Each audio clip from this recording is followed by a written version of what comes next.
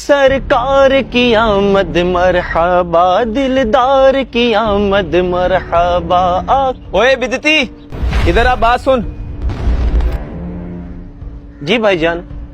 عید کی نماز کتنے بجے پڑھنے جا رہا ہے تو؟ کون سی عید کی نماز؟ وہی عید جو تم لوگوں نے اضافی بنائی ہوئی ہے۔ اسلام میں تو صرف 2 عیدیں ہیں، اور تمہیں کتنی دفعہ کہا ہے اگر یہی کام کرنے ہوتے ہیں تو ہمارے محلے سے دفع ہو جاؤ۔ بھائی جان اخلاق سے پیش آئیں، میں آپ کی ہر بات کا جواب دیتا ہوں۔ اچھا یہ بات ہے تو میں تم سے کچھ سوال کرتا ہوں، اس کا جواب تمہیں قرآن و سنت سے دینا پڑے گا، چاہے اس کے لیے تم اپنے کسی بڑے مولوی کو لے آؤ۔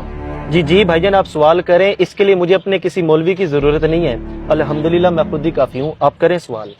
معاذ بھائی آپ کس بحث میں پڑ گئے ہیں؟ میں تو ابھی اس کی طبیعت سیٹ کر دیتا ہوں۔ نہیں یار، ہمیں اسے علمی شکست دینی ہوگی، ورنہ لوگ کہیں گے یہ لوگ طاقت کے زور پر آگے آئے ہیں۔ ہاں یار یہ ٹھیک کہہ رہے ہیں، اس سے سوال ہی کرنے چاہیے۔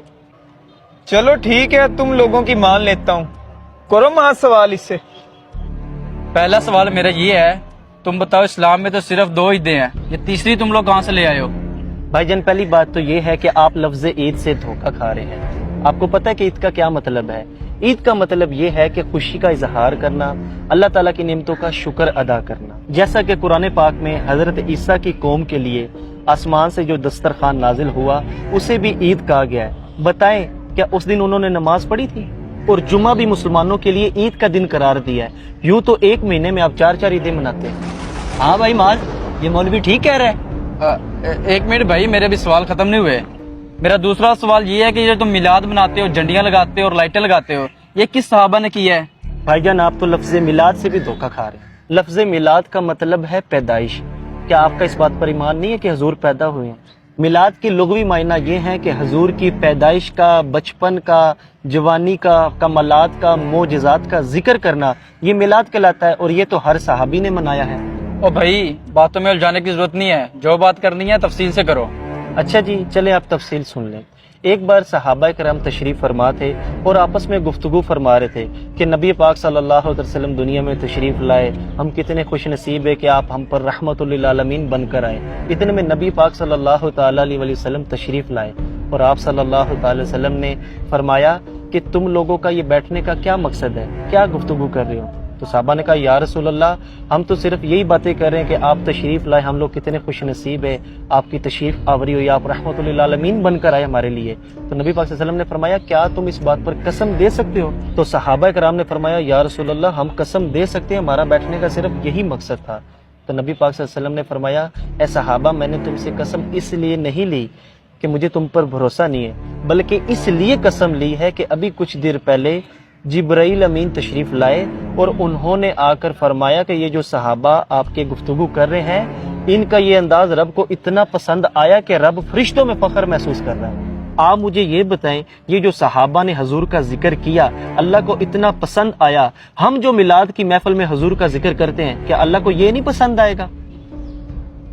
معاذ یار کوئی اور سوال کر، مولوی تو یار ہمیں پھنسا ہی جا رہا ہے۔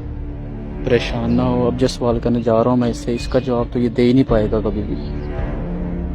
اچھا مولوی، میرا آخری سوال یہ ہے کہ جب دین ایک دفعہ مکمل ہو گیا ہے تو یہ جھنڈیاں لگانا، یہ میلاد بنانا، یہ دین میں اضافہ نہیں ہے؟ او بھائی جان آپ مجھے یہ بتائیں کہ نبی پاک کے دور میں کیا مسجدوں میں محراب ہوتے تھے؟ کیا اذانیں سپیکروں پر دی جاتی تھی؟ کیا قرآن پاک کے حروف کے اوپر زبر زیر پیش تھی؟ کیا بخاری، مسلم، ترمذی، نسائی، ابن ماجہ، ابو داؤد جن کے حوالے ہم بڑے فخر سے دیتے ہیں کیا یہ کتابیں موجود تھیں؟ کیا یہ ساری باتیں دین میں اضافہ ہے؟ نہیں، ہرگز نہیں۔ تو پھر آپ عید میلاد النبی کو اضافہ کیوں کہہ رہے ہیں؟ میرے بھائی اصول یہ ہے کہ جس چیز کا منع نہیں نہ کیا جاتا اسلام میں وہ جائز ہوتی ہے۔ اچھا، جس چیز کا شریعت میں منع نہ ہو تو وہ جائز ہوتا ہے؟ اس طرح کرو پھر تم نماز میں 2 سجدے کی بجائے 3 سجدے کر لیا کرو، کیونکہ بقول آپ کا یہ منع تو نہیں نہ ہے۔ او میرے بھائی ہم عید میلاد النبی کو فرض واجب نہیں سمجھتے بلکہ یہ تو ایک مستحب عمل ہے، کرو تو ثواب ہے، نہ کرو تو گناہ نہیں۔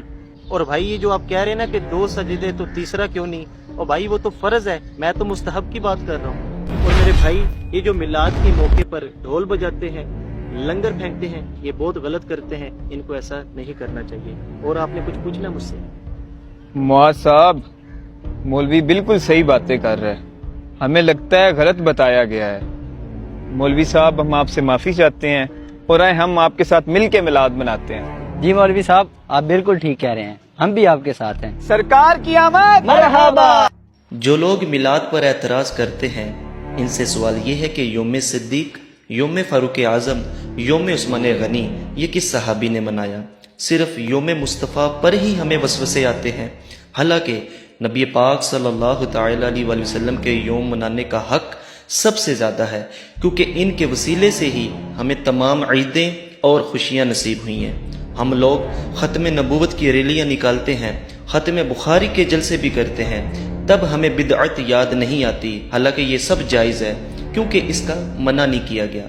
खुदारा ये नफ़रतें ख़त्म करें और जाने कायनात सल्लल्लाहु तआला अलैहि वसल्लम का दिन खूब जोश और जज्बे से मनाएं। अगर आपको हमारा मैसेज पसंद आया, इसे शेयर भी कीजिए और हमें फॉलो करना मत भूलिए। शुक्रिया।